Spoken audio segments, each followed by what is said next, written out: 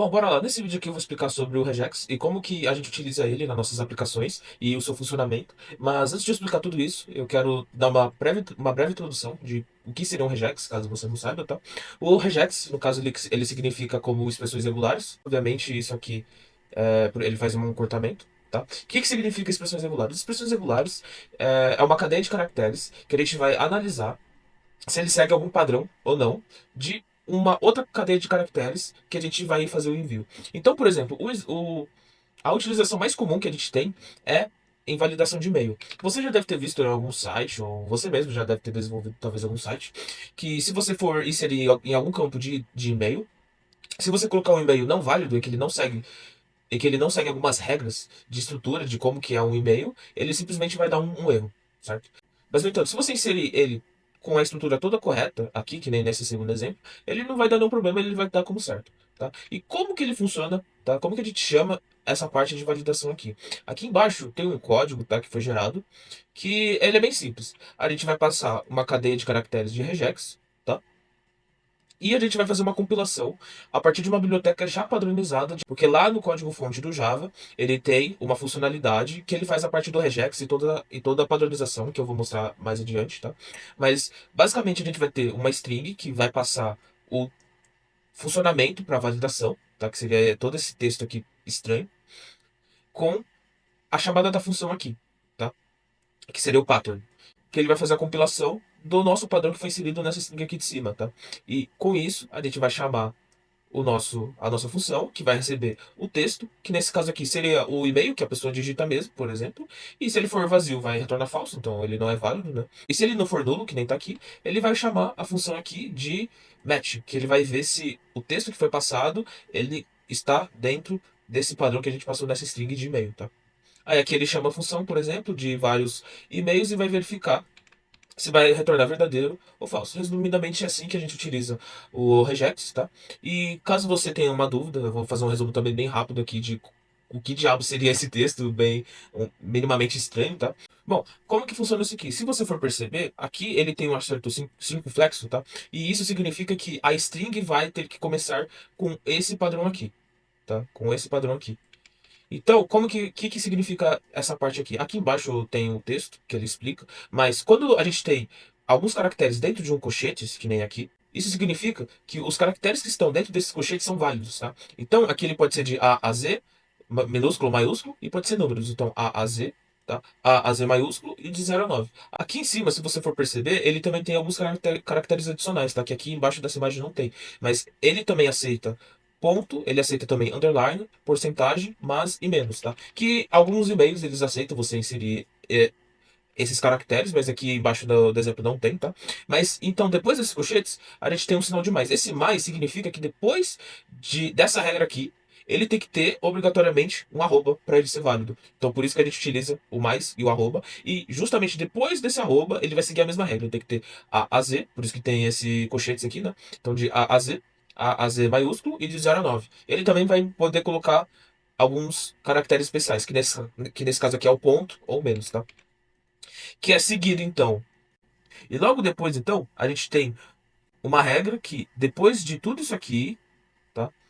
Ele tem que ter obrigatoriamente um ponto. Então é por isso que no seu e-mail ele tem um arroba, gmail, ponto e alguma coisa. É justamente esse ponto aqui que ele precisa fazer a validação. Ele precisa ter esse ponto. Tá? Então por isso que você nunca vai encontrar um e-mail que não tem ponto .com, ponto .br, ponto .net, enfim. Tá?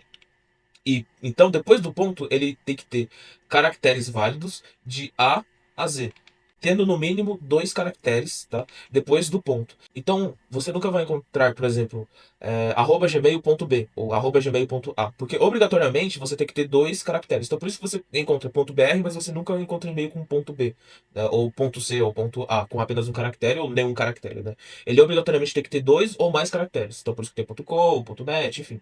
Tá? Então, essa é mais ou menos uma leitura básica do regex disso aqui, que é passado para realizar a validação. E agora eu vou explicar sobre como que funciona a questão do back-end dessas funções aqui de regex, tá?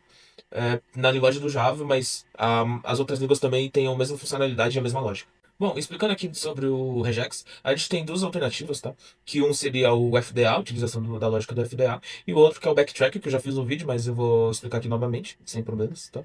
Então, o primeiro, eu vou começar aqui com o FDA, que é conhecido como autômato finito determinístico, que é uma das bases da teoria da computação.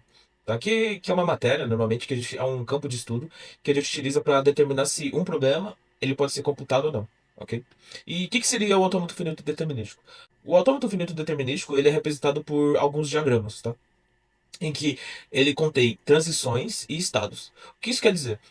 Aqui nesse diagrama é um diagrama bem simples. E imagina um sistema de um computador em que ele só tem dois caracteres, o número um e o número zero. Tá? Então é um teclado que só tem o número um e zero. Então imagina agora que a gente tem um sistema em que ele vai fazer a aprovação de uma cadeia de caracteres, em que a cadeia de caracteres tem que ter pelo menos um número zero, tá? Ele tem que ter pelo menos um zero aqui, mas ele não pode ter dois zeros seguidos. Então imagina o seguinte, a gente vai passar aqui o número 10, tá? O número 10, a gente vai iniciar aqui, tá? E qual que é o ponto?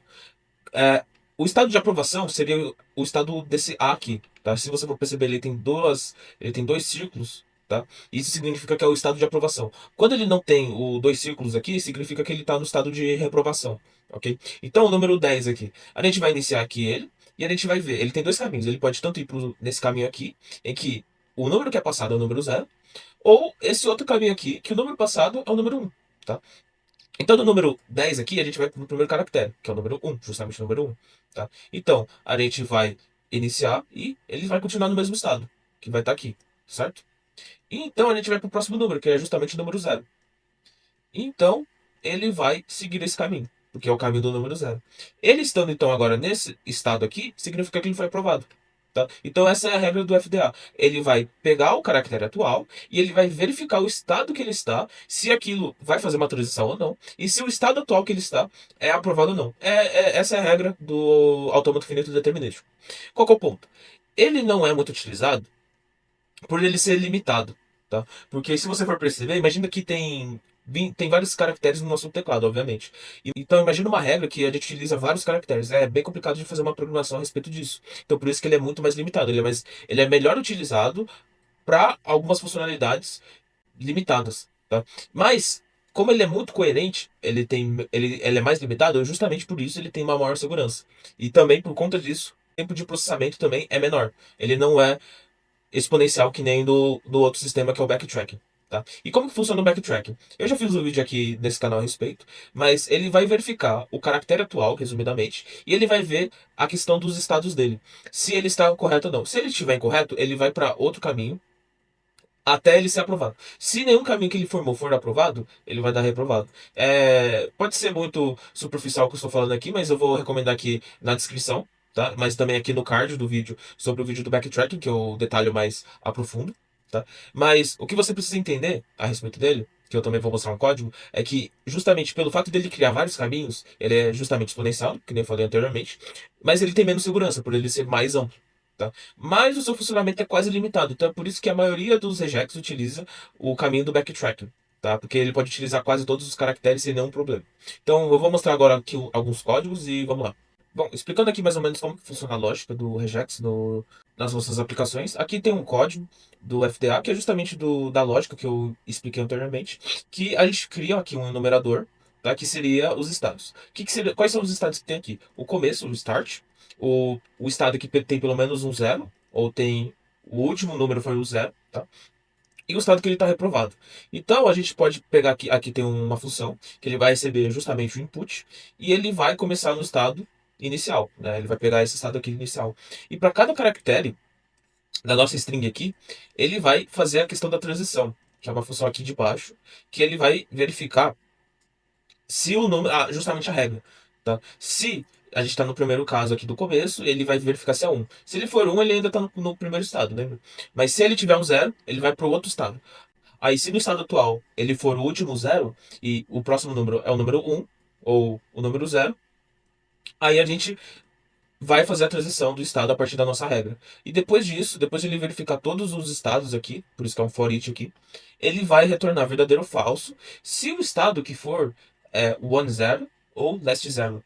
tá? Se um desses dois aqui for verdadeiro, vai retornar verdadeiro. Se nenhum dos dois for verdadeiro, vai retornar falso, tá? E aqui a gente tem justamente os exemplos da execução. A gente vai verificar se isso aqui vai retornar verdadeiro ou falso. Isso aqui vai retornar verdadeiro, justamente porque não tem nenhum zero em sequência, tá? E ele tem pelo menos algum zero nessa string. E aqui ele vai retornar falso, porque aqui tem dois zeros em sequência. Basicamente essa é a regra do FDA. Bom, nesse aqui a gente tem o código agora do backtrack, que não vai fugir muito do que eu já expliquei, mas ele vai, primeiramente a gente vai criar uma função aqui, que ele vai receber o input do usuário, e chama uma outra função, que é esse match from. Tá? A gente vai receber o input do usuário que ele passou, o número zero, que seria a posição inicial. A gente vai colocar o falso, o booleano de falso, que ele não viu nenhum zero, tá? E um outro booleano, que ele vai começar como falso, porque ele significa se o último número que foi visto foi um zero, tá? Pra gente verificar se vai ter dois zeros seguidos. Então, inicializando aqui essa função, a gente vai ter primeiro a análise da parada para a gente retornar o nosso backtrack. E ele retorna justamente se a posição atual que é passada aqui é o tamanho da string daqui, certo? Se a posição for igual ao tamanho, então, a gente vai retornar o booleano de se ele já viu algum zero ou não. E aqui embaixo, se ele não for o último número, tá? Se essa posição que a gente está analisando não o número total da palavra, o número total de caracteres da palavra, então a gente vai criar aqui uma variável de caractere que vai pegar na posição atual a nossa string. E se o caractere da nossa string for 1, a gente vai chamar de novo a função aqui de backtrack. Se ele for zero, de novo ele vai fazer a chamada da função de backtrack. Só que antes ele vai analisar se ele tem dois números zero seguidos. Se for, ele vai justamente retornar falso aqui, tá? E a partir disso a gente pode chamar essa função aqui de cima, que ele vai justamente analisar o nosso padrão aqui de 1 e 0. Então aqui ele vai retornar justamente verdadeiro, porque não tem dois zeros seguidos aqui. Mas aqui embaixo ele vai retornar falso, porque aqui a gente tem dois zeros. Tá? Essa é mais ou menos a regra do backtracking, do nosso regex. Só que por trás ele é muito mais complexo, mas essa é uma explicação base, tá? Do seu funcionamento, mas eu vou deixar aqui na descrição o código-fonte do Java, da parte do backtracking, que eles utilizam para o regex, que o código-fonte, na realidade, é muito mais complexo do que isso aqui, mas a base é justamente essa que eu mostrei, e a lógica também vai ser a mesma. Ele vai realizar várias recursividades e vai verificar se é verdadeiro ou falso, justamente o que eu enviei.